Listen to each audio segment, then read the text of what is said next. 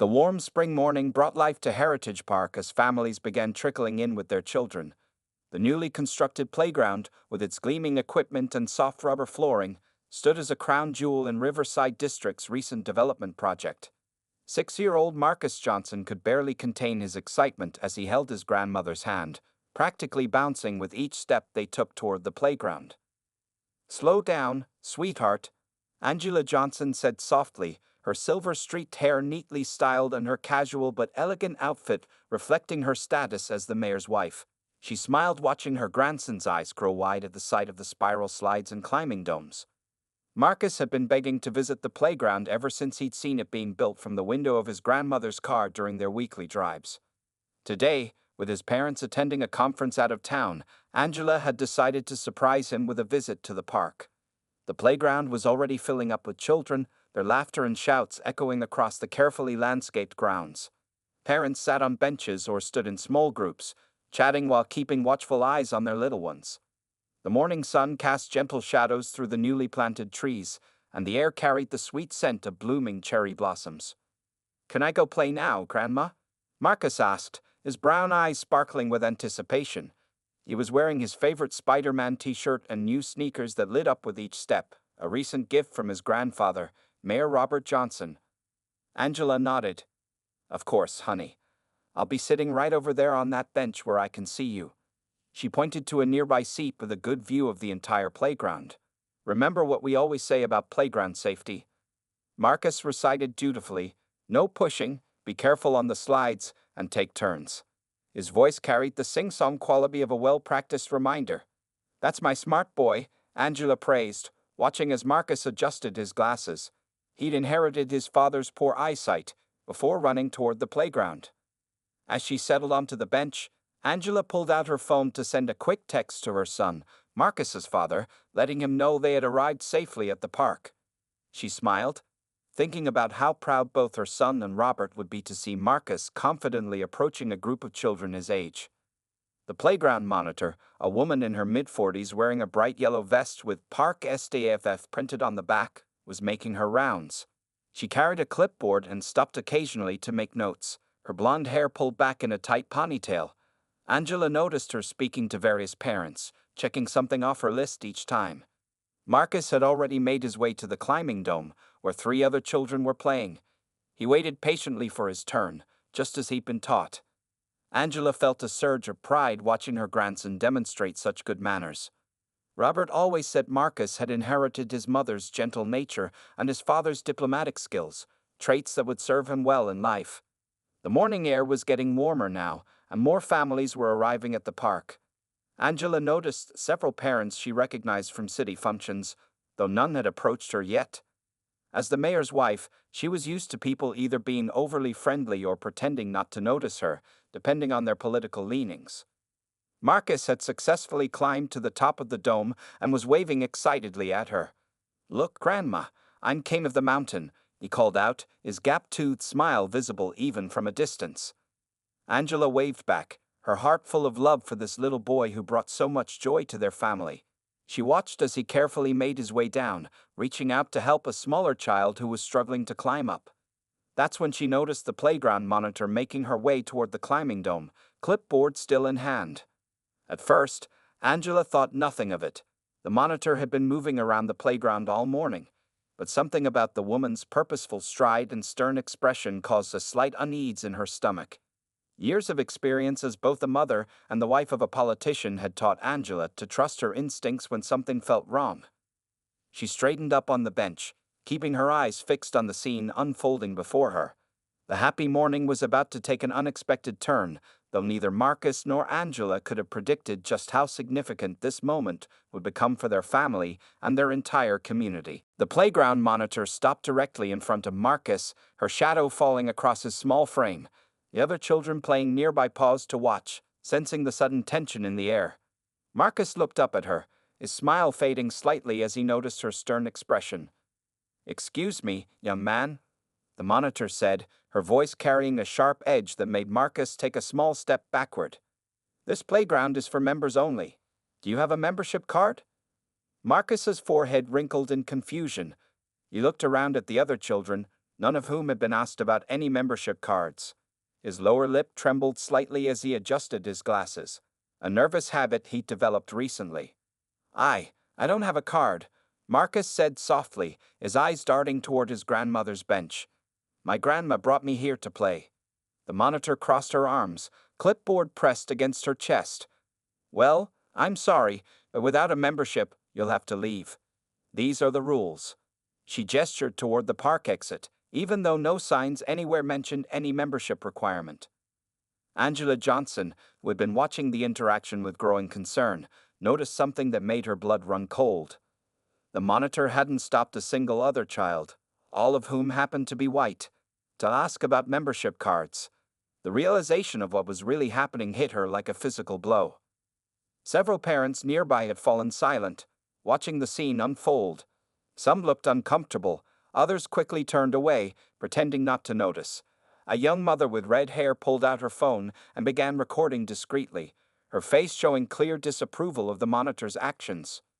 Marcus stood frozen, his small shoulders slumping. The Spider-Man design on his t-shirt seemed to mock his current powerlessness. A few tears welled up in his eyes, but he blinked them back bravely, just as his father had taught him to do when facing difficult situations. But I was just playing nice, Marcus whispered, his voice barely audible. The other children had stopped their games entirely now, staring at the scene with wide eyes. One little girl even stepped forward, as if to defend Marcus, but her mother quickly pulled her back. The monitor's voice grew louder, apparently emboldened by Marcus's quiet response. Rules are rules. If you don't leave now, I'll have to call security. She made a show of writing something on her clipboard, though her hands shook slightly. From her bench, Angela watched her grandson's face crumple with confusion and hurt. She had spent years teaching Marcus about dignity and self-respect, just as she'd taught his father before him. She had hoped, perhaps naively, that her grandson wouldn't have to face such blatant discrimination at such a young age. Marcus took another step backward, bumping into the climbing dome. The rubber surface of the playground felt suddenly less welcoming under his light-up sneakers, the same sneakers his grandfather had bought him just last week, beaming with pride as Marcus tried them on in the store. A few more parents had pulled out their phones, sensing the gravity of the situation. The red-haired mother who had started recording first was now openly frowning at the monitor, her disapproval clear on her face. The monitor stepped closer to Marcus, her shadow now completely enveloping him. Well, are you going to leave, or do I need to call security? That was the moment Angela Johnson decided she had seen enough. Rising from her bench with the quiet dignity that had served her well through decades of public life, she began walking toward the playground. Her steps were measured and deliberate, each click of her shoes against the pathway seeming to echo in the suddenly quiet park. The other children had clustered together, watching wide-eyed as Mrs. Johnson approached. Even at their young age, they could sense something important was about to happen. The parents who recognized her began whispering among themselves, and a few more phones came out to record. Marcus spotted his grandmother approaching and relief washed over his face. He straightened his shoulders slightly, knowing that whatever was happening, his grandmother would make it right. She always did. The playground monitor, still focused on Marcus, hadn't noticed Angela's approach. She was about to speak again when a quiet but firm voice behind her made her freeze mid-sentence. I believe, Angela Johnson said, her voice carrying the weight of years of experience handling delicate situations, you owe my grandson an explanation. The playground monitor turned around slowly, coming face to face with Angela Johnson. Even before recognition set in, the monitor could sense she had made a terrible mistake. Angela stood with perfect posture, her expression calm but her eyes blazing with controlled anger. Mrs. Johnson, the monitor stammered, her clipboard dropping slightly. I didn't realize. Clearly, Angela replied, her voice steady and measured. You didn't realize a lot of things, like the fact that this is a public playground, built with taxpayer money, where membership cards have never been required. She moved to stand beside Marcus, placing a protective hand on his shoulder. The gathered crowd had grown larger now. Parents who had been pretending not to notice were now openly watching. The red-haired mother was still recording, having been joined by several others whose phones were pointed at the scene. I was just following. I thought. The monitor's voice trailed off as she looked around, suddenly aware of how many people were watching. Her yellow vest, meant to represent authority, now seemed to mark her as the center of unwanted attention. Angela's voice cut through the monitor, stammering. "Let me introduce myself properly. I'm Angela Johnson, wife of Mayor Robert Johnson." She paused, letting the information sink in. "And this young man you just tried to exclude from a public playground is Marcus Johnson, the mayor's grandson." The color drained from the monitor's face as the full impact of her actions began to dawn on her. Several gasps could be heard from the watching crowd, and the whispers grew louder. Marcus stood a little taller now, drawing strength from his grandmother's presence. He wiped the last traces of tears from his cheeks and adjusted his glasses, looking up at the monitor with a mixture of hurt and confusion. "I would very much like to know," Angela continued, her voice carrying across the now silent playground, "why you singled out my grandson when dozens of other children are playing here without being questioned about non-existent membership cards." The monitor's hands were shaking now, causing her clipboard to tremble visibly. "Mrs. Johnson, there must be some misunderstanding. I was just trying to maintain order." "Order?" Angela's eyebrow raised slightly. "Please explain to me how my grandson playing peacefully with other children was disrupting order." A park supervisor, alerted by the growing crowd, came hurrying over. He was a middle-aged man with graying hair who immediately recognized Angela Johnson. His face showed alarm as he took in the scene. "Mrs. Johnson," he said, slightly out of breath, "is there a problem here?" "Indeed there is," Angela replied, her voice remaining steady. "Your staff member here just attempted to remove my grandson from this public playground by inventing false rules about membership requirements. Interestingly, she hasn't asked for membership cards from any other children present." The supervisor's face reddened as he turned to the monitor. "Miss Peterson, is this true?" The monitor, Ms. Peterson, seemed to shrink under the combined gazes of Angela, the supervisor, and the crowd of onlookers. Her clipboard now hung limply at her side, all pretense of authority gone. I was just trying to," she began, but couldn't seem to find words to complete her sentence. Angela looked around at the watching families, then back at the supervisor. "This incident goes beyond just my grandson. How many other children have been turned away from this playground? How many families have been made to feel unwelcome in their own community?" The supervisor wiped his forehead nervously. "Mrs. Johnson, I assure you this will be thoroughly investigated. Miss Peterson, please come with me to the office immediately." As the monitor was led away, Angela knelt down beside Marcus, her face softening as she looked at her grandson. "Are you okay, sweetheart?"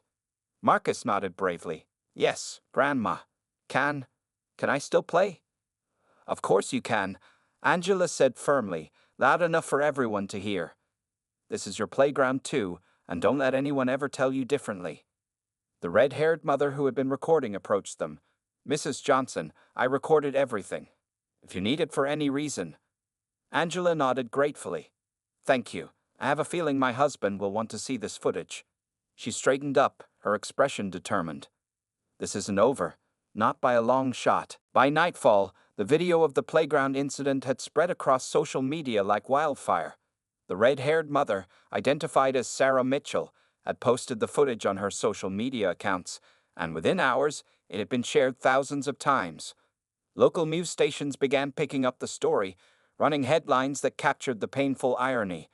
"Mayor's grandson racially profiled at city playground." In the Johnson household, Marcus sat between his grandparents on their living room couch, enjoying his favorite cartoon while eating ice cream, a special treat his grandfather had brought home. Mayor Robert Johnson kept glancing at his phone as messages poured in, his face growing more serious with each notification. "Over 50,000 shares now," he said quietly to Angela, careful not to disturb Marcus's cartoon watching. The police chief called. "They're getting flooded with calls about similar incidents at other parks." Angela nodded, gently stroking Marcus's hair. It was bound to come out eventually. These things don't happen in isolation. She had spent the afternoon fielding calls from local community leaders and civil rights organizations, all expressing their support and outrage. The local news station, Channel 7, was running special coverage. The reporter, standing outside Heritage Park, spoke into the camera. "Sources say the playground monitor has been placed on immediate administrative leave pending investigation. Multiple families have come forward with similar stories of discrimination at various city parks. The Johnsons' phone rang again. This time it was Marcus's parents, calling from their conference in Chicago. They had seen the video and were booking the next flight home. Marcus's father, Michael Johnson, was particularly upset, his voice tight with emotion as he spoke to his son through the speakerphone. "Are you okay, buddy?" Michael asked, while his wife Linda could be heard in the background making travel arrangements. "I'm okay, Daddy," Marcus replied, chocolate ice cream smudged around his mouth. "Grandma made the mean lady go away, and now I have ice cream." The adults exchanged glances over Marcus's head, grateful for his resilience, but aware of the deeper implications. The innocence in his voice made the situation even more heartbreaking. Social media continued to explode with reactions. The hashtag Justice for Marcus was trending locally, and community organizers were planning a protest at City Hall for the following day. Parents from across the city were sharing their own stories of discrimination at public parks and playgrounds. Channel 7's evening news anchor, Diana Chen, appeared on screen with a serious expression. "We've obtained exclusive interviews with other families who say they've experienced similar treatment at city parks. The question now is, how widespread is this problem, and what will city leadership do about it?" The footage cut to interviews with other parents of color, each sharing stories that echoed Marcus's experience. One mother fought back tears as she described how her children had stopped asking to go to the park after being repeatedly made to feel unwelcome. Mayor Johnson watched these testimonies with a growing sense of determination. As a politician, he had always been careful about addressing racial issues, trying to balance different community interests. But now, watching his grandson contentedly eating ice cream, blissfully unaware of the storm his experience had unleashed, he knew he could no longer maintain that careful distance. "We need to call an emergency press conference," he said to Angela. "First thing tomorrow morning." Angela nodded, already thinking ahead. "The community needs to see you not just as the mayor, but as a grandfather. This is personal now." Their phones buzzed simultaneously. The video had now been picked up by national news networks. Comments and reactions were pouring in from across the country, with many pointing out how this incident highlighted the persistent reality of racism, even in seemingly innocent spaces like playgrounds. Marcus yawned, tired from the day's events. "Can we go back to the park tomorrow, Grandma?" he asked sleepily. The question hung in the air for a moment, loaded with meaning that Marcus couldn't yet understand. Angela hugged him close, sharing a meaningful look with her husband. "Yes, sweetheart," she said firmly. "We'll go back tomorrow, and the next day, and any day you want to play, because that park belongs to everyone." Mayor Johnson picked up his phone again, beginning to draft notes for tomorrow's press conference. This incident with his grandson had opened his eyes to issues he had known existed, but had never felt so personally. Now, watching Marcus drift off to sleep between them, he knew that tomorrow would mark the beginning of real change in their city. The City Hall press room was packed by 9 a.m. the next morning. Reporters from every local station and several national networks filled the seats, cameras ready. The usual political atmosphere was charged with something more personal today. Everyone could sense this wasn't going to be a typical press conference. Mayor Robert Johnson stood at the podium, but he had left his usual suit jacket behind. His white shirt sleeves were rolled up, and for the first time in his political career, he looked less like a mayor and more like a grandfather who had something important to say. "Good morning," he began, his voice carrying none of its usual political polish. "I'm not standing here today as your mayor. I'm standing here as a grandfather who watched his 6-year-old grandson experience something no child should ever face." The cameras clicked rapidly as he paused, collecting his thoughts. Angela sat in the front row, holding Marcus's hand. They had debated whether to bring him to the press conference, but Angela had insisted. People needed to see the real child behind the viral video. "Yesterday, my grandson Marcus was told he couldn't play in a public playground," Johnson continued, his voice growing thick with emotion. "A playground built with taxpayer money. A playground meant for all our children. He was told he needed a membership card, a rule that didn't exist and wasn't applied to any other child there." He looked directly into the cameras now, his usual diplomatic restraint falling away. "I've spent years trying to balance different interests in our city. I tried to address racial issues with careful political consideration, but yesterday, Watching my grandson cry because someone decided he didn't belong in a public playground. That changed everything. The room fell completely silent as Johnson stepped away from the podium and walked over to where Marcus sat. He lifted his grandson into his arms and returned to the microphone. "This is Marcus," he said, his voice stronger now. "He loves Spider-Man, mathematics, and playing on the swings. He's a straight-A student who always shares his toys. And yesterday, someone tried to tell him he didn't belong in a public space because of the color of his skin." Reporters' hands shot up, but Johnson wasn't finished. "Since yesterday's incident, my office has received hundreds of reports of similar discrimination in our parks and public spaces. Each story represents a child who was made to feel less than, unwelcome, excluded. This stops today." He announced a series of immediate actions: the suspension of the playground monitor pending a full investigation, the formation of a civilian oversight committee for all city parks, mandatory anti-bias training for all city employees, and a complete review of park policies and practices. "But this goes beyond policy changes," Johnson continued, adjusting Marcus in his arms. "This is about who we are as a city. What message are we sending to our children when we tell them they don't belong in their own community spaces?" Marcus, who had been quietly observing the crowd, suddenly spoke up. "Can I say something, Grandpa?" he whispered, though the microphone picked it up.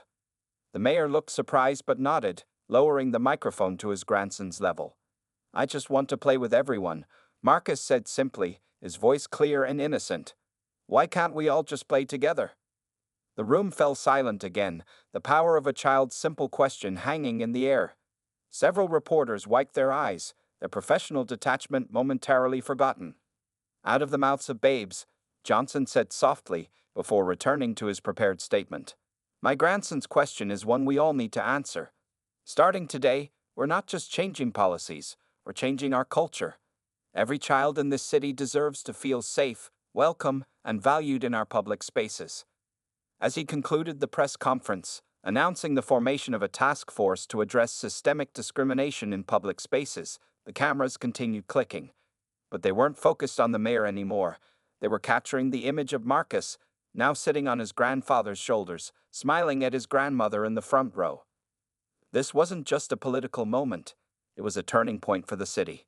The image of the mayor holding his grandson while addressing racism head-on would appear on front pages across the country the next day, becoming a symbol of both the persistent problem of racism and the hope for change. The Parks Department office buzzed with activity as investigators pored through years of complaint records. What they found was disturbing. Dozens of formal complaints about discriminatory behavior had been filed over the past year alone, most of them quietly dismissed or buried in bureaucratic paperwork. Sandra Chen, the newly appointed head of the investigation team, spread the documents across her desk. "Look at this pattern," she said to her colleagues, pointing at a stack of ignored complaints. "Same playground monitor, same excuses, different families." Ms. Peterson, the suspended playground monitor, sat nervously in a conference room down the hall, facing a panel of investigators. Her yellow vest was gone, replaced by a plain blue sweater that seemed to match her deflated demeanor. "Can you explain why you only asked certain children for membership cards?" one investigator asked, pushing forward a document showing that no such membership program had ever existed at any city park. I was just trying to maintain order." She repeated her earlier excuse, but her voice wavered. "There were complaints about overcrowding." "We have records of every complaint filed about park overcrowding," another investigator cut in. "Interestingly, none of them coincide with the times you asked children to leave." Meanwhile, at City Hall, Mayor Johnson met with community leaders and civil rights activists. The meeting room was packed, with people standing along the walls. Marcus's parents, Michael and Linda Johnson, had returned from their conference and sat near the front, their faces showing the strain of the past few days. "The investigation has revealed systemic issues," Mayor Johnson announced, his voice grave. "This wasn't just one incident or one employee. We've uncovered a pattern of discrimination that spans multiple parks and several years." Linda Johnson, Marcus's mother, stood up. As a civil rights attorney herself, she had insisted on being part of the solution. "We need more than just policy changes," she said. "We need accountability and transparency. Every complaint, Every incident needs to be properly documented and addressed. Back at the Parks Department, more revelations emerged. Several other staff members came forward, describing an unofficial culture of exclusion that had developed over the years. They spoke of unwritten rules and coded language used to discourage certain families from using park facilities. Sarah Mitchell, the red-haired mother who had recorded the original incident, had been invited to join the civilian oversight committee being formed. She sat in on meetings where park employees shared their stories, taking careful notes on her laptop. Some staff members were afraid to speak up. She reported to Mayor Johnson later that day. They saw what was happening but feared retaliation if they reported it. The investigation also revealed that Ms. Peterson had a history of similar incidents at other parks where she had worked. Former colleagues came forward with stories of her selective enforcement of non-existent rules, always targeting families of color. By late afternoon, the Parks Department announced its findings in a preliminary report. The document detailed years of systematic discrimination, hidden behind a veneer of maintaining order and following procedures. The evidence was damning, showing how complaints had been systematically ignored or dismissed. Ms. Peterson was officially terminated from her position, but the investigation didn't stop there. 3 senior Parks Department administrators were also suspended for their role in ignoring or covering up discriminatory practices. This isn't about punishing individuals, Mayor Johnson explained to reporters gathered outside his office. This is about changing a system that allowed discrimination to flourish unchecked. The City Council called an emergency session to review the findings. Council members, many of whom had initially been skeptical about the severity of the problem, fell silent as they read through the evidence. "We failed these families," Councilwoman Maria Rodriguez said, her voice shaking with emotion.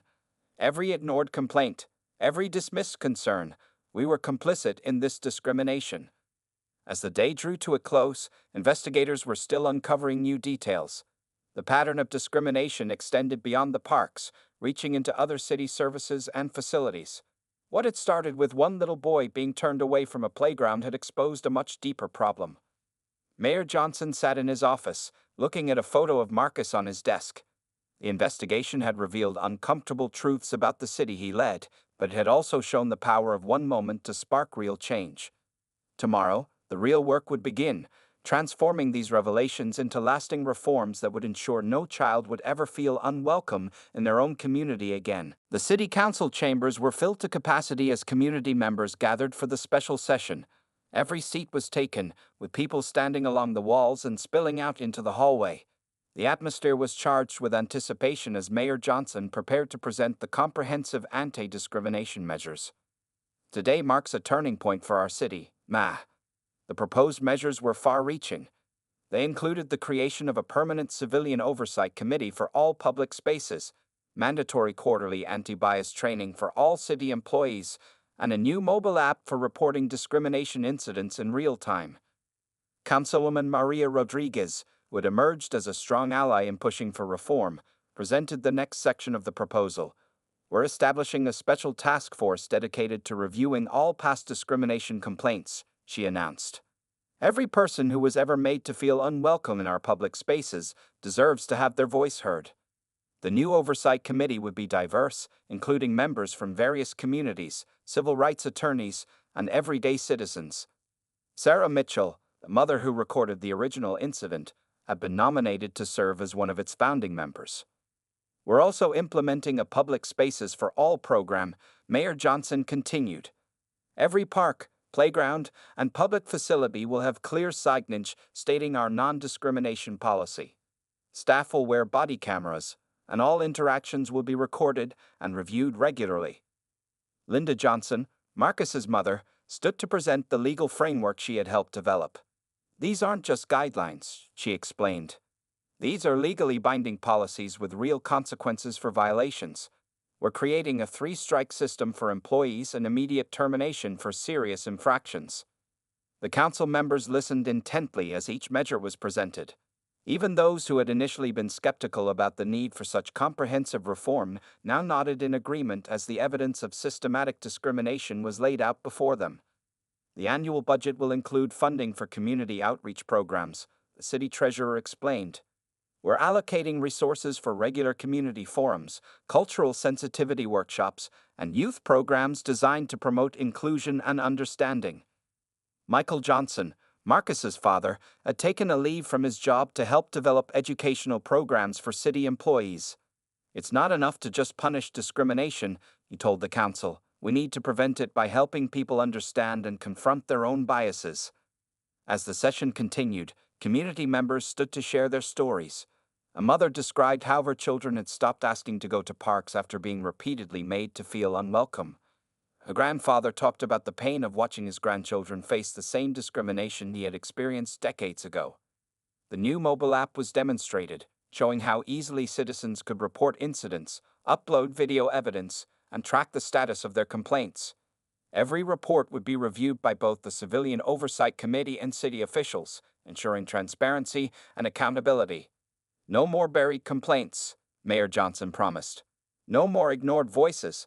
Every incident will be investigated, and appropriate action will be taken. The council voted unanimously to approve the measures. As the final vote was tallied, spontaneous applause broke out in the chambers. People hugged and some wiped away tears, recognizing the historic nature of the moment. Sandra Chen, head of the investigation team, presented her final report. We've identified systemic issues across multiple departments, she explained. These new measures address not just the symptoms but the root causes of institutional discrimination. The session concluded with the signing of the new ordinances. Mayor Johnson used multiple pens to sign the documents, planning to preserve them as symbols of this turning point in the city's history. One pen would be given to Marcus, a reminder that his experience had sparked meaningful change. As people filed out of the chambers, there was a sense of hope in the air. The city had confronted an uncomfortable truth about itself and had chosen to respond with real, substantial change rather than empty promises. This is just the beginning, Mayor Johnson said to reporters afterward. These measures are important, but what matters most is how we implement them, how we live up to these ideals every day in our community. The sun was setting as the last people left City Hall, casting long shadows across the steps. Tomorrow, the real work would begin, transforming these new policies into reality, changing not just rules but hearts and minds, ensuring that every child in every park would feel welcome, valued, and safe. 1 month later, Heritage Park looked different. New signs reading, "Everyone Welcome," stood at every entrance, written in multiple languages.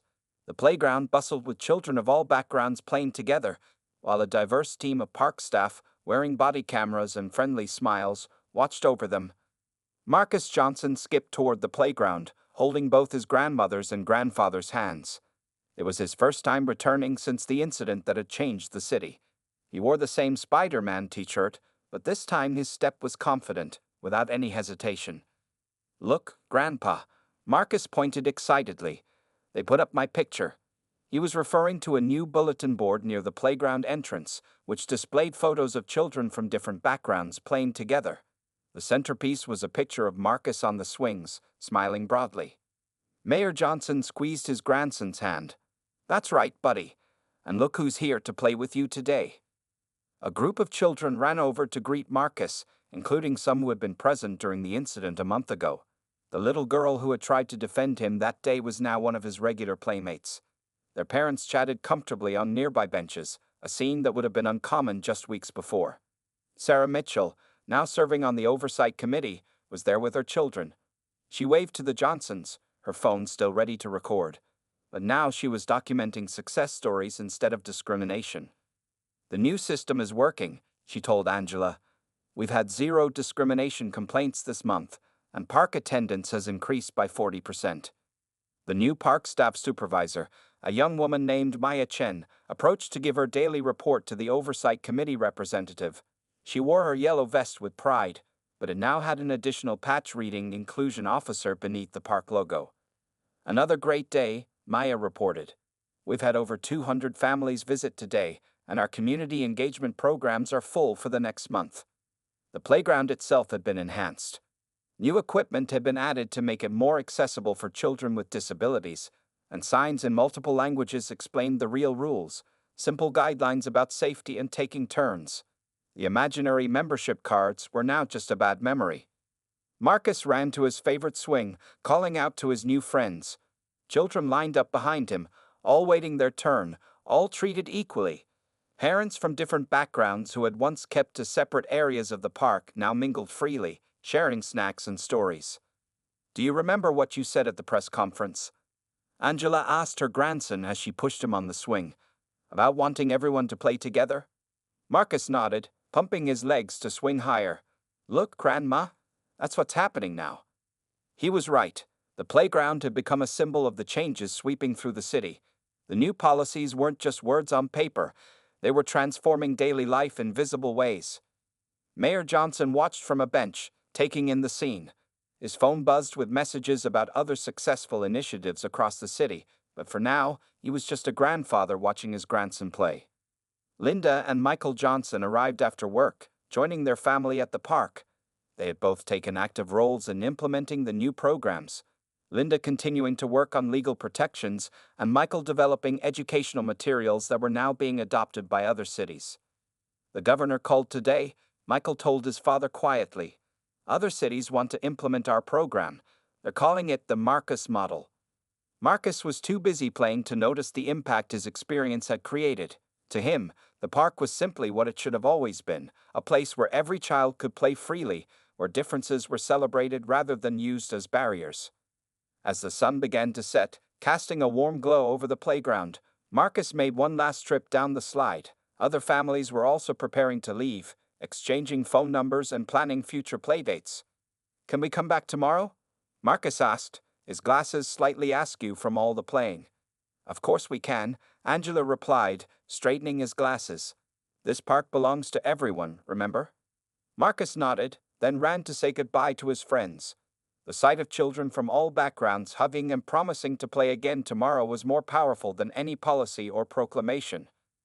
As the Johnson family walked home together, Marcus riding on his grandfather's shoulders, they passed the park's new welcome sign. Its message was simple but profound. All children, all families, all welcome. The sign caught the last rays of the setting sun, gleaming like a promise kept.